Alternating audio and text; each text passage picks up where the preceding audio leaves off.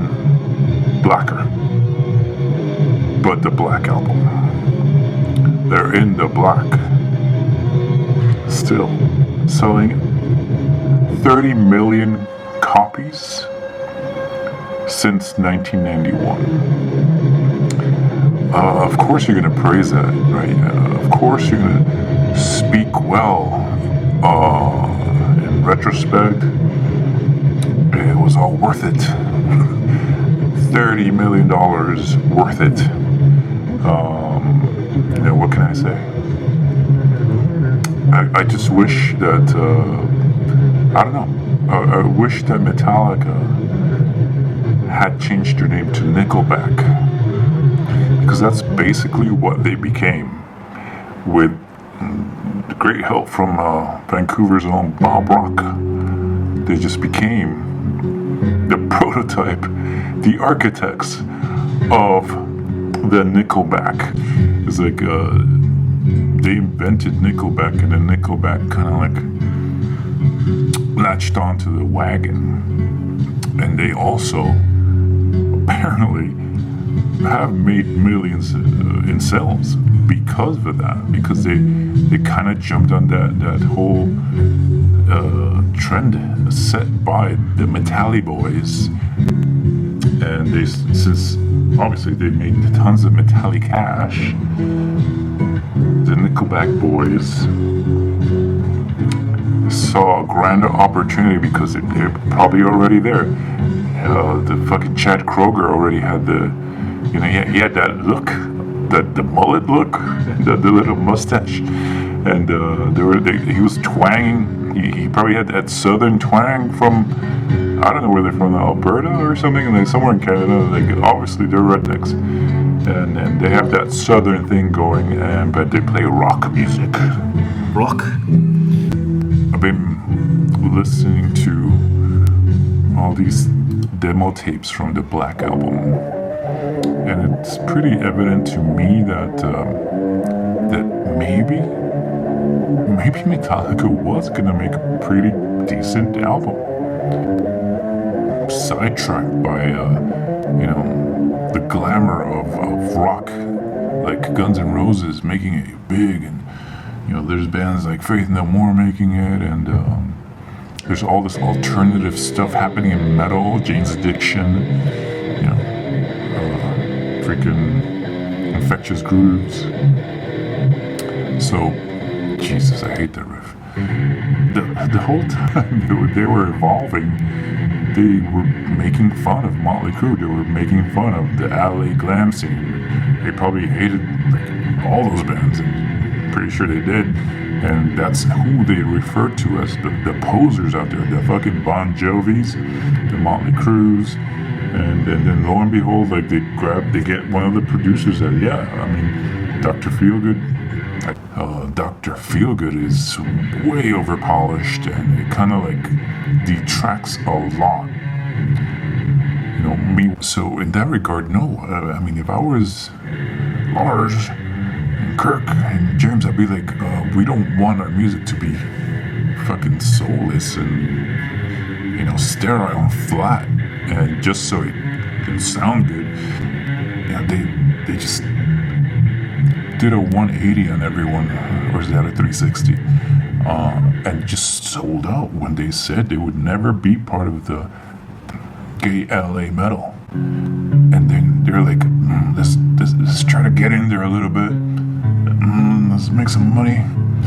We can write simple ass bullshit songs like we hear from these guys, and there's nothing to it. And they probably, from what I've heard from these demos, some of the stuff doesn't sound bad. It sounds like a continuation almost of Justice, because there's a lot of that neoclassical little leads with the riffs, that made Justice pretty damn cool. It's like, but then Bob Rock probably was really into Whitesnake. I think I heard he was really into Whitesnake with their number one hits. I don't know if he was he probably did.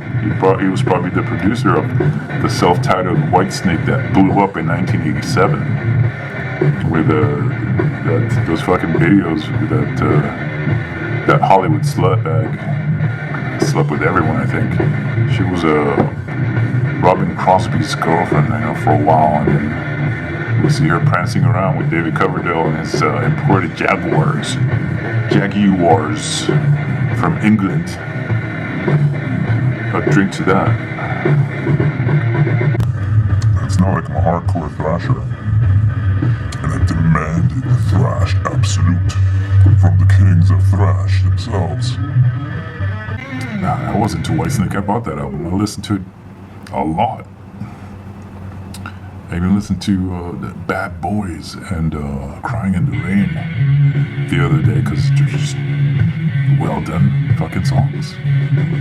Slightly cheesy, but you know, you gotta give it up when there's good songwriting, there's good musicianship. It's there, it's real. You can't deny it. It doesn't matter what genre. And I am all for fucking jumping genres, even if you're in your band.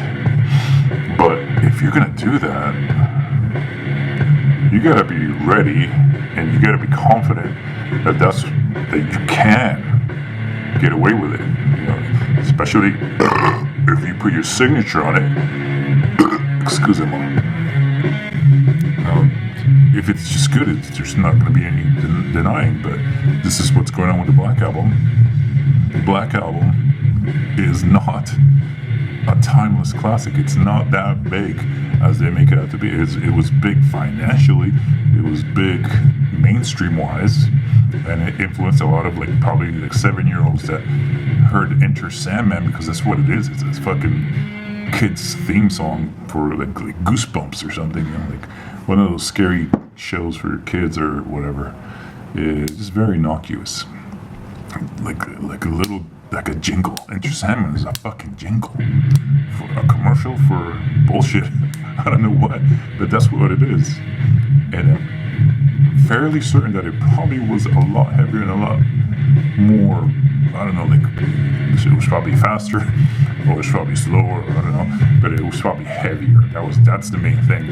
And Bob Rock's like, this is not gonna go well with the people that are used to listening to the Motley Crue thing, you know, that whole rock vibe, the Guns N' Roses. You wanna, you know, be as big as Guns N' Roses with just one album?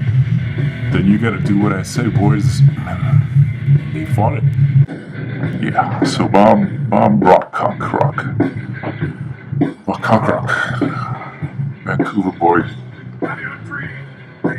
really messed it all up for everyone. Like, he's the reason. But you know, of course, Lars, when he fell in love with Axl and everything, and they were tired of playing epics, which is understandable. I mean, 4 good albums, call it quits, man. But no, okay, they decided to keep going because, like, what else? They're gonna get real estate jobs or something. They have to keep going. They ran out of riffs from Mustaine, and their Lord and Master and Commander, Cliff Burton's. All his riffs are all used up, and like, I doubt that he had much demos going on.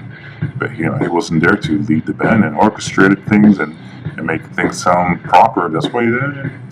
And Justice for All is an amazing album. That's a real classic. But there's like Cliff is missing, and you can tell that there's certain arrangements that he would have made 10 times better. Like, you just know it. You know that Justice album will be probably to the 4th power if he had been around in the studio with the guys. That's a fucking shame. And he definitely would not have let Bob Rock decimate this band and turn them into a bunch of, you know, middle-aged boy band. This is practically what they wanted to do. They had the ballads for the ladies, and they had the fucking jingle, Enter Sandman, for the young guys and the young boys. I love Enter Sandman. You could, like, everybody loved that shit. And I was like, why? It's so basic and stupid. It's like, maybe if you hear it like 2 times or 3 times, you're like, okay, done. It's forgettable. It's garbage. It's not garbage. It's a one-time use kind of deal. And it's like you watch a movie once, you don't want to see it again because it's not that deep or not that interesting, and it's like mediocre. Right? It's like it's okay, but it's like forget it. Like you're not gonna buy it, you're not gonna see it again, even if it's on TV for free. You're not interested. You saw it already. Done. That's kind of the problem with pop music. That's the fucking problem. It's a disposable top 10 hits, and they make a lot of money. Why? Because people they can't live off of it. That's why everyone they don't understand metalheads. When a good album drops, you listen to the album not just that week or that month or that year, or for that matter that decade. You listen to it forever. Not everything, but a lot of bands made a lot of amazing records that you just can't help it. You want to buy it in every format, especially when one gets destroyed over usage, or you run over it, or your friend fucks steals it, you move, you lose it, you have to buy it again.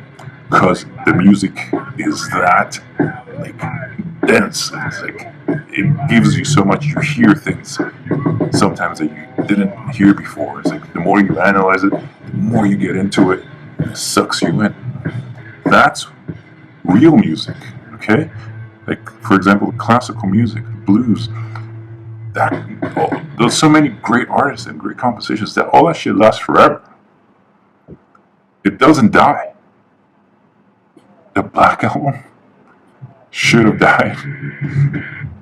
But I don't know, it's a combination of their legacy from the 80s and they got even softer. I thought for a long time that the Black Album was just a pit stop, is a chess move to get into the mainstream, inject themselves into everyone's psyche, and then bam, bring back the heavy.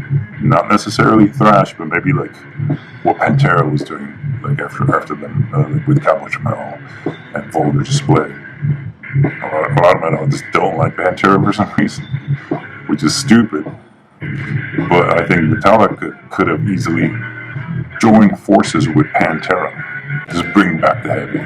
But no, they just load and reload. And I don't know what the fuck came after that. I'm like, you know what? It doesn't matter. They're never getting their true mojo back. It's like, and they're making a big deal about this box set because, yeah, it influenced a lot of people. There's a lot of kids around it. The 90s were an interesting time for music. So, whatever. Political corruption situation happening. It's not nearly as important as actual politics. It's just music. But to me, because I'm so into music and it consumes a lot of my brain space,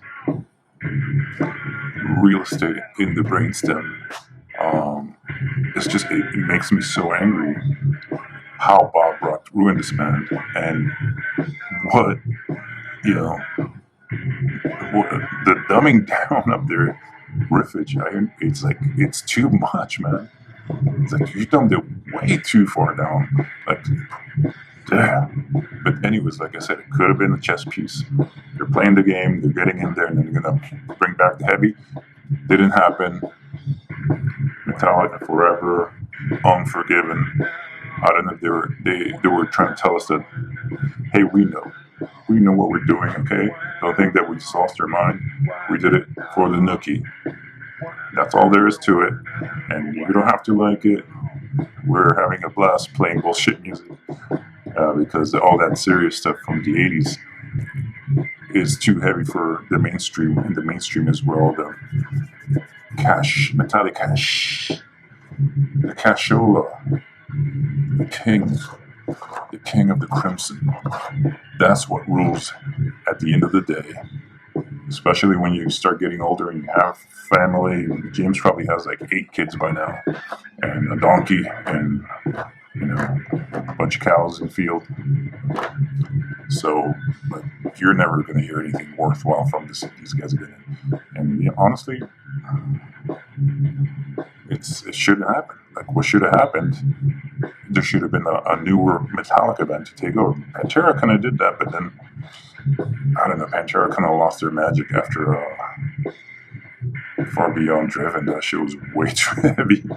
They went a little too hardcore, and then they started drinking more and doing more drugs, and I think they lost the plot. And things like Ministry and Nine Inch Nails, and then you had electronic music, techno, and GABA, and drum and bass, and all that shit took over.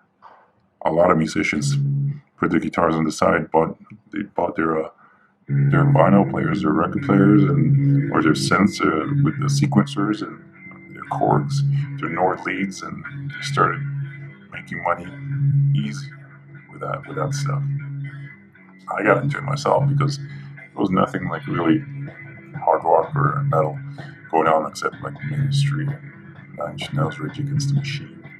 That was okay, but it's like the scene was dying, and they said that the scene went underground where it belonged, and we had some amazing tech death and some whatever the fuck, black metal, I guess, and whatever new metal that was underground making the rounds. Not a fan, really. I could see where it had some merits, but nothing like forever, eternally up there with the gods. Hammer of the gods. It's more like a small plastic screwdriver kind of deal. Anyways, where was I going with this? Yeah, everything just fucking died. Lamb of God, Slipknot, blips. They're just nothing but blips. There's no real talent. I mean, there's talent, there's skill. Especially Lamb of God is way better than Slipknot. They got mad riffs and all.